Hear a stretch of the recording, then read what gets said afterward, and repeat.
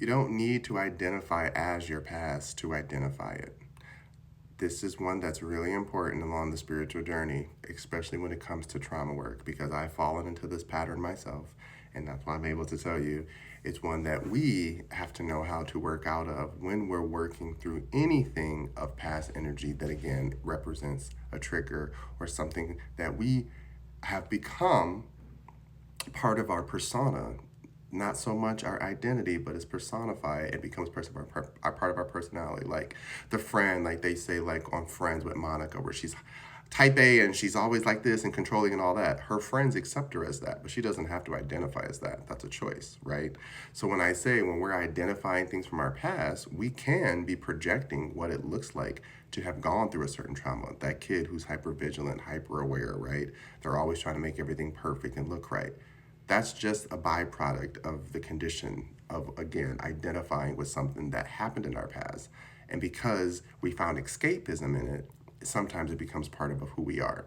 And so, how to, I say, rebirth ourselves and undo some of this behavior and thinking is when I look at my past, I make sure to say, I am not my past. It's a very simple statement, but it works for me every time where I start to see things from my past creeping in where it's like, why does this still affect me? Because it's hard. It was hard for you to deal with it then. And yeah, you processed it and you're healed from it, but it's still hard to sometimes think about, like, wow, this is the human condition, or wow, this is the soul condition that's within that human that's creating this type of whatever it is that, again, is making you identify as something that doesn't represent you. So when I'm doing old work, for example, I tend to go to, let's say, father work. I am definitely a kid of, of divorce and abandonment and why didn't they stay? Why couldn't they stay? I never went to what was wrong with me because I had enough people around me who loved me to be like, it wasn't you, it was them.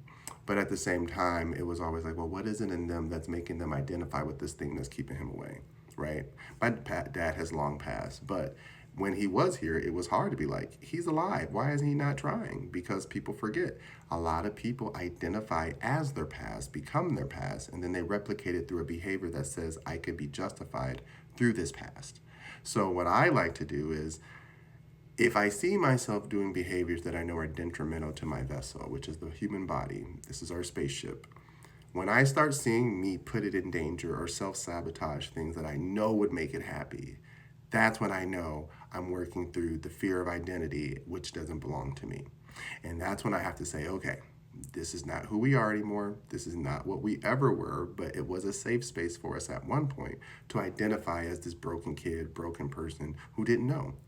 Now I know. So the knowing is my gift, but it's also my power. So when I go into these old memories, because again, the thing about trauma is I know a lot of people are so sick of hearing about it, but we're still acting on it. People are still voting based on trauma, right? So we ain't getting through it no time soon. That's why I be looking at people like, yeah, y'all love to say, oh, I'm healed, I'm this, I'm that. It's not going anywhere because it's not clearly healed if people are still basing life decisions on emotional paths that were never resolved. So when you learn to identify the past, then you actually open doors to your true identity because you get to choose what part of that legacy belongs to you and which part doesn't belong to you.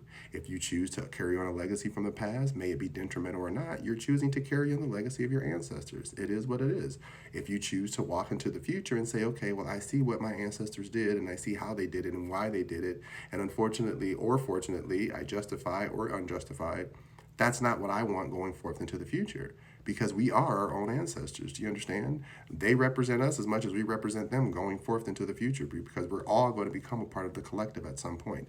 This body will perish. I say it multiple times. We only have so much time in this human flesh.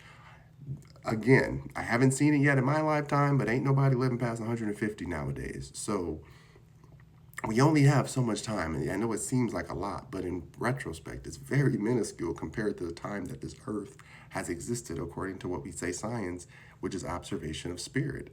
So when I start to recognize that, again, what I identify from the past is simply observation of patterns that have happened, that have occurred because of something that, again, was an onset. And if that onset was something that contributes to something that is not completed, it will replicate itself. period. It's just how it works. Cycles only are cycles because we start something and we either put it in completion to automate itself. Why do you think humans are obsessed with automation? We don't want to do the work. We want it to be in place and just be there for us. We want it to go do what we need it to do and just grow the way we want it to grow. But we don't want to do the work, right? That's most humans. We just want it to exist and let us coexist and live the life of this pleasure and leisure that we desire, that we talk about. Because in order to be anything on this earth, you have to know how to function and operate in it, which means you're going to have to know how to fix a few things or do like work on the land or help people organize. These are hard set skills that should be part of your identity, that you know how to cook for yourself, how to bathe yourself. Hard set things, right? And then the rest of the culture and stuff comes in, right? Then how we choose to wash and bathe and show precedence to our ancestors in the universe and how we choose colors. That's all beautiful within culture, but when it comes back to being the human condition, we cannot keep identifying with things that have been given to us to interpret what we think life and earth is. These are only guides. They are not hard truths. I don't care about any science that we create. All science is observation of the natural earth doing things magically, miraculously, and we can't give it an answer. So because we can't give it an answer, we try to gaslight freaking universe and nature, being like, well, it's just science. We can explain it. You can explain it through the way that you've learned how to explain it. But yet the technology and science keeps advancing past old ideas of what we thought could never be true. But yet here we are, with AI and cell phones and cars that drive themselves. So quit playing, right? Stop playing. So that's why I say when we're identifying as things that don't belong to us, then you're going to start identifying with the emotional input that was given to it as well. So if you were feeding into a machine that it doesn't matter what you believe in or if you're a good person, it only cares that you're energy. So that's why I say, make sure you're not identifying with things that don't belong to you. You can still be someone who's in the room identifying as a tribe member, but not identifying as the tribe. Now that might sound contradictory, but in order for the tribe to work, everybody has to know their place. Everybody has to know how to show up and do their work in order for that tribe to be the strongest tribe. Not just a tribe, but the strongest tribe, the most valuable tribe, the one that can thrive and last and build with each other, right? That's the whole point of identity. Once we are then identified in ourselves within our identity, then we can go ahead and function in identifying parts of our history and our spatial recognition of, oh, this makes sense for me. This works for me. But not just because, great example, not picking on anyone, but we do this with people who live in the country or people who live in the hood. The hood is not your identity. It is a representation of your experience currently in that space and time. You choose to identify with the parts of that history and then become it, or you choose to identify that that's a part of history, that's a part of someone's subculture, and then I would choose to identify with the parts I enjoy, but also recognize that some of that is hindrance to my health, and I can't participate in that, right? That is the part of the human condition that we're supposed to learn how to use when we talk about discernment.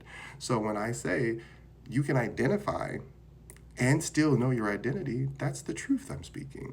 So when we start to recognize we are the change, we are the new thing, we are the trend, we are the history. History is happening now as we presently are. If you look at history and how it works and we talk about the future and present time, all past is it's stopped, it's done. It's literally a screenshot in time. We can go over it and go over it and go over it. It ain't gonna change it. It's there, it's done. The future is, well, it's done. How do we prevent it from happening again? Well, we can come up with all these scenarios and all these lovely things that we want to happen, but what matters the most is the present. That's what the power of now is all about. If you are presently putting in the actionable steps to make change, to identify yourself properly, then moving forth in the future, you will not have as many issues because we're recognizing it now and doing the work to create and shift those paths so that we're going down the road that we want. Okay? So I hope that makes sense. Sometimes I talk in a puzzle, but if you're here, you like puzzles. So anyways, identify as yourself, not as the identity that's around you. Love ya.